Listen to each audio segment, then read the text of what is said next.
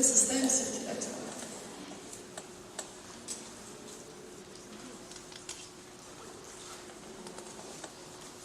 Alors, il y a plein de petits signes.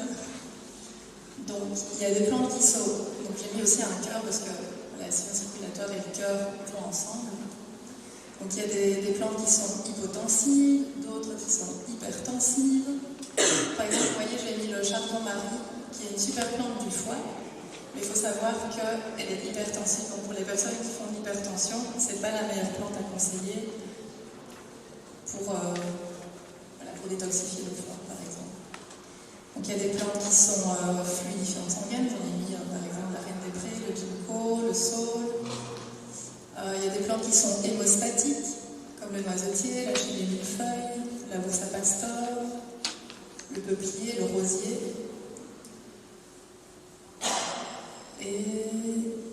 Et donc il y a l'ortie et le persil qui sont reminéralisants, donc anti-anémiques.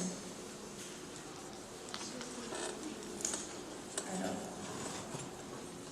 la première plante.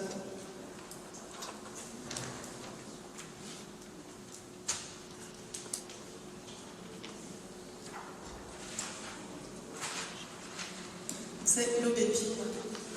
S'il y a vraiment une plante à retenir dans le système circulatoire, enfin surtout par rapport au cœur, ce serait l'aubépine, parce qu'en fait elle va régulariser donc autant l'hypertension que l'hypotension.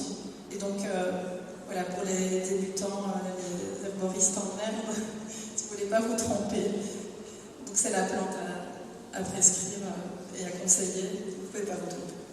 Et surtout ne pas faire de tort. La seule chose, en fait, c'est que vous n'allez pas sentir tout de suite les effets. Parfois, il faut attendre jusqu'à 8 semaines avant de sentir vraiment les effets régulateurs du rythme cardiaque. Donc, il faut être un peu patient. Mais voilà, une fois qu'elle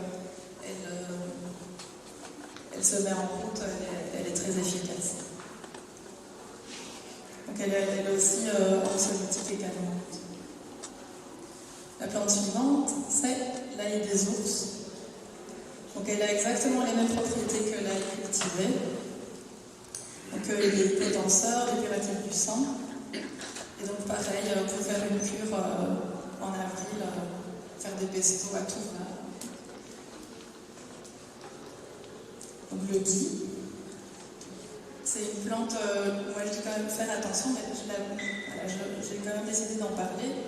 Parce que voilà, on en trouve partout chez nous. Donc elle est hypotensive, elle est calmante, elle est tonique utérine, hémostatique. Et alors il y a des études aussi qui ont prouvé qu'elle pouvait soigner les cancers. Alors, la plante suivante, la bourse à pastor. C'est une toute petite plante. Je ne sais pas si quelqu'un l'a déjà vue, croisée, oui. Donc on la reconnaît bien parce que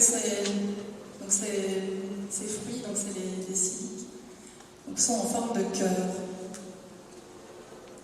Et c'est un hémostatique vraiment puissant. Par exemple, pour les hémorragies postpartum des femmes, il n'y a pas de pareil, quoi. Il est vraiment hyper efficace pour stopper les hémorragies utérines.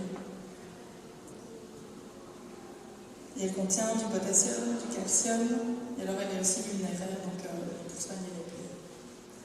Alors le noisetier, il faut savoir que on parle toujours d'Amaryllis, et en fait l'Amaryllis de Virginie, c'est quoi? C'est notre noisetier, qui a exactement les mêmes propriétés. Et du noisetier, je suis désolée, mais il y en a partout chez nous. Et donc je ne vois pas pourquoi on doit faire venir une plante de Virginie alors que le noisetier pousse partout chez nous et qu'il est tout aussi efficace. C'est moins exotique, on est d'accord, mais voilà. Donc il contient des tanins, il est vasoconstricteur, astringent, anti-inflammatoire, hémostatique, ménotonique, donc pour tout ce qui est aussi hémorragie. Et alors une indication qu'on ne connaît pas très bien, enfin, les gens ne connaissent pas en fait cette indication aussi, c'est qu'elle a une sphère pulmonaire. Et donc elle peut soigner vraiment des bronchites chroniques par exemple. Mais c'est surtout en gémothérapie. Donc triple macération des bourgeons du noisetier. C'est là où elle sera le plus efficace pour la sphère pulmonaire. Et donc on peut l'utiliser pour les problèmes d'hémorroïdes et les acouphènes aussi. Et la dernière plante que j'ai choisie pour le système circulatoire, c'est le marronnier. Donc on utilise les graines. Donc les subtilatives veineuses, fluidifiantes sanguines. Donc on l'utilise pour tout ce qui est insuffisance veineuse, jambes lourdes, varices, hémorroïdes, hypertrophie bénigne de la prostate, et aussi les extrémités froides, comme la maladie de Raynaud.